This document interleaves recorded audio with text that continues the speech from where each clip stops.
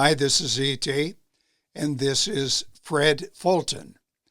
He's the man once considered most likely to take the heavyweight boxing title from champion Jess Willard. Fulton was born 1891 in northeast Kansas. I think Benjamin Harrison was president of the U.S. then. And Fulton died in 1973. That was during Nixon's second term. Fulton had a 30-year career. He was also known as the Rochester Plasterer, possibly because he, plastered so many opponents. He had a terrific knockout punch. Or it could be because he worked in the Blue Rapids gypsum mines that's in Kansas. Though little is known about Fulton's upbringing, you can pick up a little bit about him from, these stories. In 1918, his brother sued him because hard-punching Fred hit him in the face. It all had to do with money. Before that, Fred Fulton was charged with assault. He had shoved a woman into the water. But back in 1918, Fred Fulton was considered, aside from the champion Jess Willard, the world's top heavyweight. Now here's the story. Fulton had had a remarkable number of wins between mid-1915 and August 1918. I think he had about 38 fights. He did have 2 disqualifications, but whatever. His wins included those over fireman Jim Flynn, Porky Dan Flynn. Fulton also defeated Andre Anderson. That was in round 1. Who else? Jack Moran, Sam Langford, Gunboat Smith, Billy Miskey, Frank Moran. Nobody at the time appeared more qualified to challenge for the heavyweight title than did Fred Fulton. He was one of the best developed fighters, too. Tremendous physique. Very lean giant. Fulton stood about 6 feet, 6 inches. That's 198 centimeters. And he had a reach of 85 inches, 216 centimeters. Now that reach is longer than that of Sonny Liston. Fulton weighed in around 220 pounds, 100 kilos. His KO percentage at the time, 1918, was well over 75%. Fulton's recent performances since 1915 put him at the head of the line among aspirants to Willard's title. Fulton, knowing it was a matter of time, and like many fighters of the period, decided to stay busy with tune-up fights, and some with pretty good opposition, including a unknown Western boxer named William Harrison Dempsey.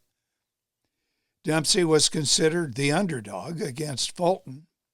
Despite Dempsey's recent wins, the fact is many of those fights took place out west, and this is before even commercial radio, so, news traveled slowly or didn't get there at all back east. Those paying attention to Fred Fulton's tune-up bout favored Fulton because, of his obvious advantages. He had a knockout record that was 72% during his career. He was later, I think it was 2003, listed by Ring magazine among the 100 greatest punchers of all time.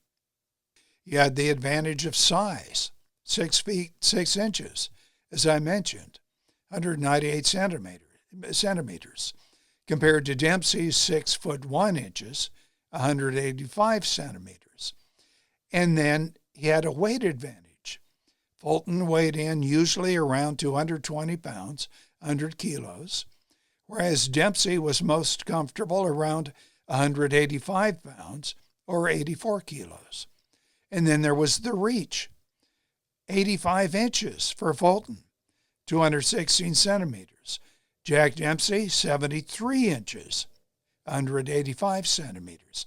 Now consider that Muhammad Ali's reach was only 78 inches, or 198 centimeters. Also, Fulton was in his prime at age 27. He'd been fighting actively since 1913. And also, too little was known about Jack Dempsey, who for years had been wandering the West, many times riding the rails. He'd fight many unofficial bouts against locals, sometimes for just enough money to eat.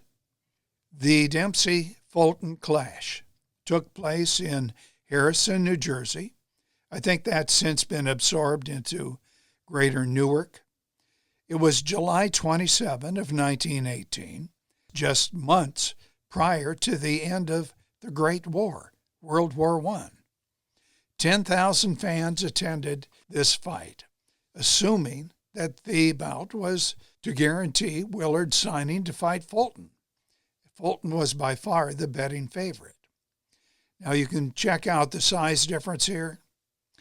Fulton's advantage is obvious, but like Langford, Marciano, Tommy Burns, Mike Tyson, smaller fighters possessing power can sneak inside, often with devastating consequences. As you probably know, Jack Dempsey got the shot at Jess Willard, and he grabbed the title in one of the most brutal confrontations, at least up to that point, in boxing history.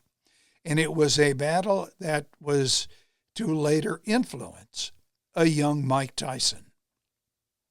So how did the relative unknown Manasseh Mauler Dempsey get the shot instead of Fred Fulton? Well, he got it by rushing Fulton in the first round.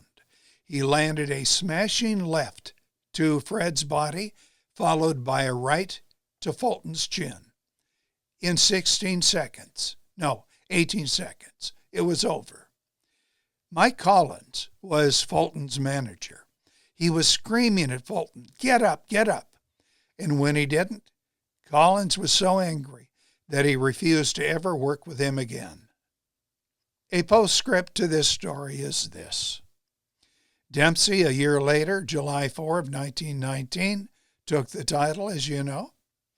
Fulton would later claim that he and Dempsey had a deal to fight an 8-round exhibition and that Dempsey sucker punched him. Now that is extremely unlikely, considering that everybody knew this fight was considered the bout to determine Willard's next opponent. Dempsey, when he heard this story, vowed to knock out Fulton if he ever saw him again on the street or anywhere. Fulton would continue boxing, but with far less success than before. He would finally lose to a journeyman opponent in 1933. Fulton's body, he died in 1973, rests in a grave in Park Rapids, Minnesota. His career pretty much unknown to visitors to that cemetery. This is CT. Subscribe to this channel. Tap the like button. Hit the bell icon. You'll be notified of new uploads. And if you would, share these videos over other social media. Thank you.